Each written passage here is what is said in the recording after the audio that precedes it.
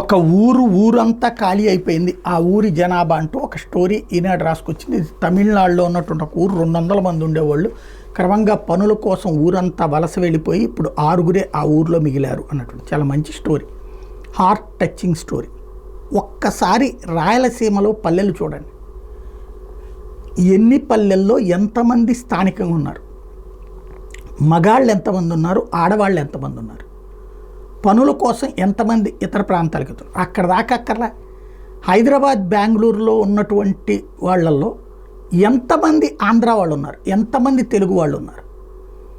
ఇక్కడ మనం ఎక్కడియో చెప్తున్నాం, వలసలకి కేంద్రం మనది రాయలసీమ, ఉత్తరాంధ్ర.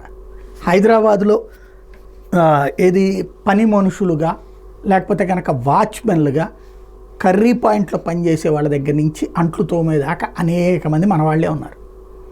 అట్లాగే ఇతరత్ర పనులు చేసేటటువంటిది అక్కడ సెంటరింగ్ల దగ్గర నుంచి భవన నిర్మాణాల దగ్గర నుంచి అనేక మంది మనవాళ్లే ఉన్నారు. ఇక్కడ ఈ పల్లెలలో ఉపాధి దొరకక ఎతుక్కుంటూ అక్కడికి పోతున్నటువంటి వాళ్ళు వీళ్ళంతా కూడా. కాబట్టి మనం అవతలది రాస్తున్నాం, మాట్లాడుతున్నాం, మన దగ్గర చాలా ఉంది.